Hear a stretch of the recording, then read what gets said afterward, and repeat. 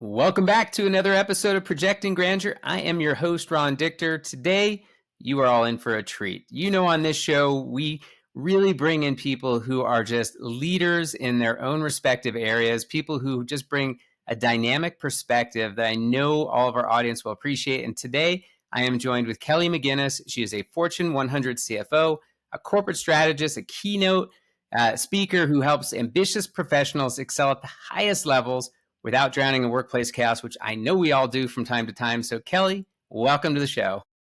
Thanks for having me, Ron. I'm really happy to be here. Absolutely. Well, I want to start out. So, the concept projecting grandeur has been an interesting one as the show has evolved. And I'm curious from your perspective, when you hear projecting grandeur, what does that mean to you as a CFO and as a leader? And where does authenticity fit in there? Yeah, so for me, it's not about projecting outward power. In fact, I think that's the opposite. I think for me it's quiet confidence and conviction of what you're doing. I mean, any day to day for me, I need to know where I'm going, why I'm going there, and just have the foundation straight. Nobody who says they have power have any power. And so I keep that always in the back of my mind. Authenticity, although I think quite overused many times, is really about being who you are, not changing who you are. And anybody who says there's someone different in the office than they are at home, I think is either not a very good leader or lying. And so I really try to harmonize those things. And whether we like it or not, it means bringing our imperfections to the mix as well. And also being pretty open around your family and who you are, because everything really fits when you're trying to lead. So, we can't just be that still shot from Instagram that looks perfect. Unfortunately not, and I am not either. And so I fully believe in that. I think that's a really good way to look at it. Well, you've often spoke about moving forward from overwork to intentional focus. And I'm curious what the turning point and what changed first in your day to day as you made that change. Yeah. So, as probably with many people, I didn't realize it. I didn't stop until my life blew up. No joke. One day I had just come home from work and my husband handed me divorce papers, like he was handing me a bill for energy or something. And I had no idea. No idea what was happening. I was totally surprised. And the only way you get that sort of surprise for that just huge upset in your life is if you haven't been paying any attention. And I hadn't been paying any attention. And I was so caught up in achieving and getting promoted and doing the next best thing in my early 30s that I hadn't stopped to think, what am I actually doing in my life and what does this all really matter? And the reality is it didn't, and I wasn't. And so that for me was the wake up call, and it forced me to do something different. I would love to say I was smart enough to make all those changes before my life blew up, but I wasn't. Many people aren't. And today, 10 years later, I do things totally differently. But that was the wake up call that I needed, I think, to get things back on track. That's a big wake up call. And that I can see that. Wow. Well, that's great that was that turning point. Kind of double clicking into that. Like, how do you decide what truly matters when everything is important in our life, especially at, the Fortune 100 scale? Yeah. For me, I always stop to think, is this just urgent or is it important? Because they're totally different things. There are so many things in Fortune 100 or even anyone's day to day life that feel urgent. That is not the same thing as important. And so, what I do really every morning, and I am a morning person, so this happens very early in the morning. What is most critical that I am working on and that I am leading that I need my attention on? Then I'll have the outskirts of things that are urgent. The urgent things will get handled usually by somebody else. But if my attention is not focused on the couple of things that matter, and there's always three, there's never more than three, really. And I align my calendar to what those things are. Anybody who tells me they don't have time to work on the important things, I conclude one of two things. One, they're not very good at prioritizing, or two, they're not very good at delegating slash asking for help. And so I've gotten very good at doing those two things. I like that. Well, you said something earlier that makes me think. So you talked about this word harmony, which I like that word. I'm going to use that. But you often emphasize harmony over perfection. What Yes. practices help you protect family time while you are leading at the top? Yeah. So I came up with the word harmony when I was very dissatisfied with trying to get work-life balance and failing. And what do I mean by that? Any given day, sometimes work is blowing up and I'm spending a lot of time at work. So what will be failure or what will lead to failure is if you look at any given day and assume you're going to shove the the best of both worlds together in some perfect perfection every day. It never happens, and if you try it, you'll be so disappointed. And so for me, I let myself feel okay, and I have this feeling of acceptance when there's might be a week where I'm working a lot. I'm traveling a lot, I'm working a lot, I'm working on a deal. It doesn't mean I'm deprioritizing my family. It means the harmony balance is shifting that way. And that'll mean the very next week I'm spending a whole lot more time with family. So for me, it's a little bit of forgiveness around some days will look imbalanced. And it's also around I need to make sure that I'm showing up for what matters. And so when I define what matters, urgent versus important, that's not just for work, that's also for family. And if it is the important, I never miss it. If it's the urgent, usually I can find some way to handle it that isn't just 100% my time. I like that. I like that. Well, I've heard you say that scheduling time to think is important. And I'm very curious because I agree with that. But how do you structure that time? Like thinking can be dangerous at times too. Like what kind of questions help guide that thought? Yeah, so for me it's 1 hour every morning and I am a morning person, so this means this happens at like the 5 a.m. mark. Everybody's different though, so don't think that's the only way to have success. And then I do that every morning and every Saturday I spend 2 hours.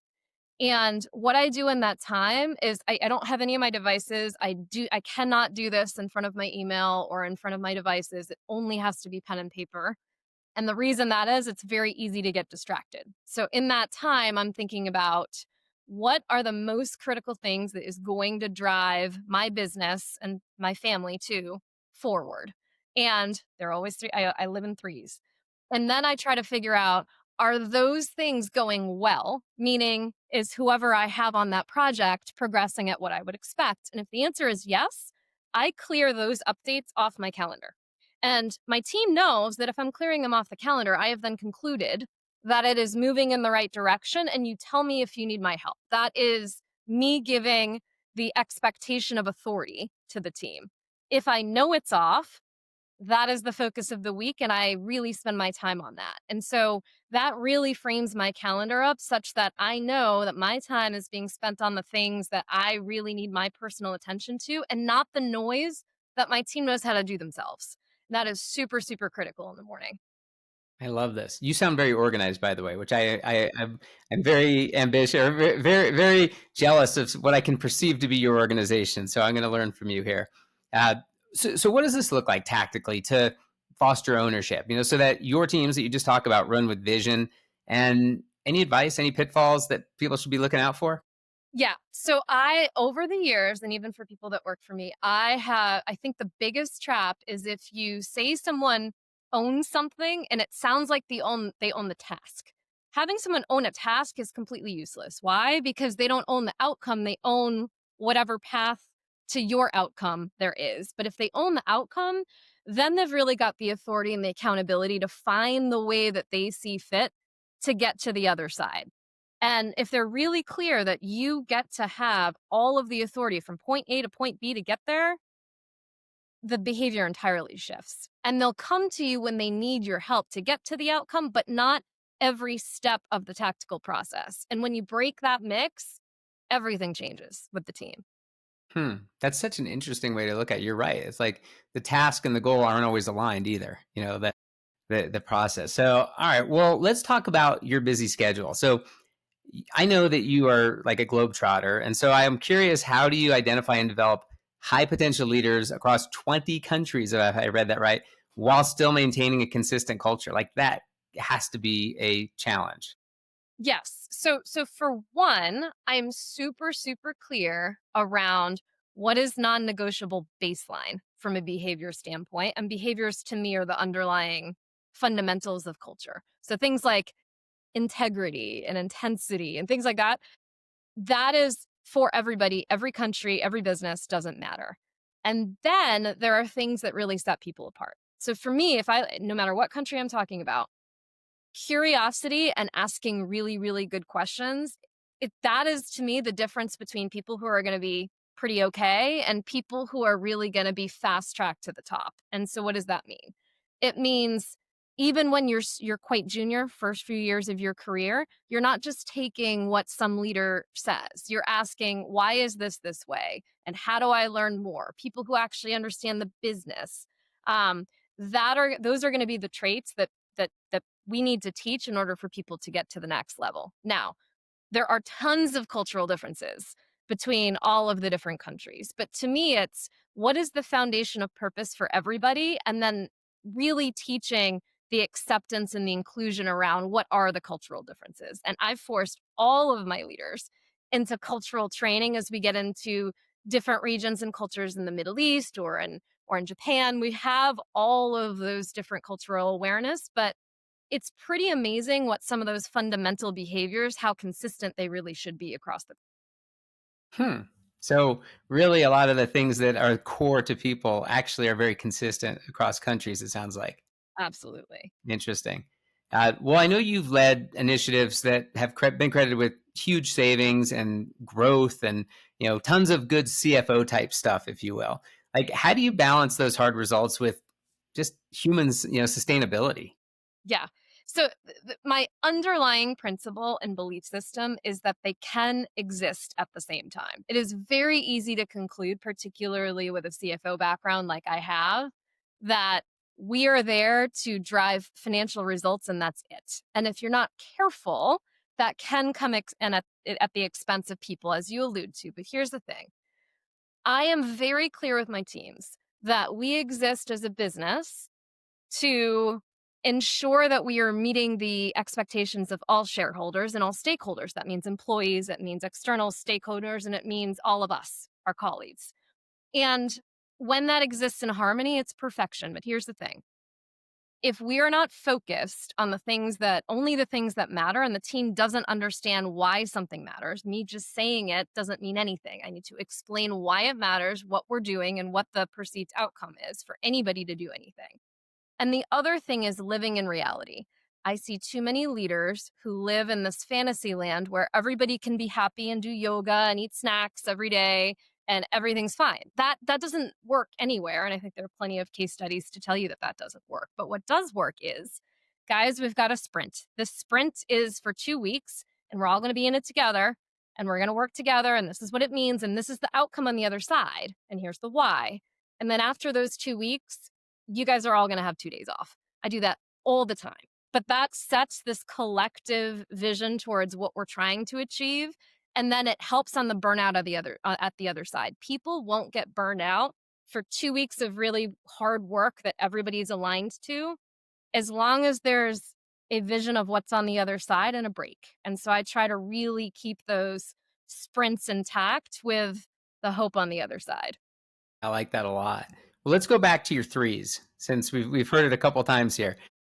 So if you were to pick the first three moves that you'd recommend for, say, a director or a VP, depending on the size of the company, who feels stuck in constant urgency. So I would do one, look at what you're actually spending your time on. That means actually looking at your calendar to see what you're doing every day. And that takes honestly, that takes a few hours because you got to look over time. Then you look at the very next thing is, am I needed in that meeting or am I just sitting in that meeting because I always go to that meeting and somebody else asked me to be in that meeting? And then the third thing is, and what I'm working on is what I'm working on really my priority, or is it somebody else's urgent outcome that they need? And if the answer is I don't need to be in the meeting. I don't talk anyway. My team's having it, and it's not really my priority. There's no reason why anybody should be spending their time on that. And I find so often that teams, particularly at that director VP level, are waiting for permission from me or from somebody else to tell them they don't need to go. Nobody's going to run your life or your calendar, and no one's going to save you. You need to do it yourself. And the difference between really successful directors and VPs are the ones who can do that. Hmm. That's so true. And I'm sure there's a lot of people listening right now because we have our audience is pretty wide range of folks that are probably saying, like, these are three things I need to take away from this podcast. I like that. All right, well, let's talk about you for a minute. So, what's the grand vision with, Lead with Kelly and your speaking, and what change do you want to see in how we lead and live here? Yeah, so part of me is wanting to make sure that people don't need that life blew up scenario to change their life like I did. I did and I got out of it and that's great, but I really want to be the person that can give people good pieces of advice, be the person that people can say, I figured it out. Am I perfect? Not at all. Do I have screw ups every day? Sure. But by and large, I have a very happy marriage, a very healthy son, and I'm quite successful at work. And by doing some things, it is possible.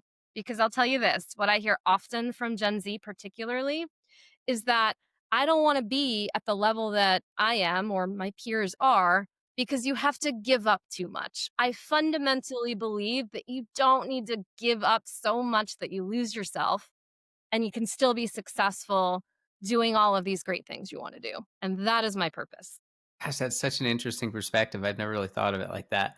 I love that. Well, listen, Kelly, honestly, your conciseness, your clarity, your candor, just the way you speak, I can see why people resonate with you and really, appreciate the feedback and guidance. Just so our audience knows, if I know this is just a little sneak peek into what you're all about, like if they want to learn more about you, where can they go? Yeah, thanks, Ron. Leadwithkelly.substack.com. That is where I spend a lot of my mental energy around articles and just things I've lived through and some advice. So subscribe there, and I will be keep continuing to post all sorts of things there. Awesome. Well, I'll add all of your links inside of the post here. And I just thank you. I know your crazy busy schedule with travel and early rising and, keeping things in harmony. And just thank you for taking time out of your day to join us today. Yeah, Ron, thanks. Really appreciate the time. You bet. And to everybody else, remember, keep projecting your grandeur. It's different for everybody, but all you have to do is remember to keep moving forward. And until next time, we'll catch you later. Thanks so much.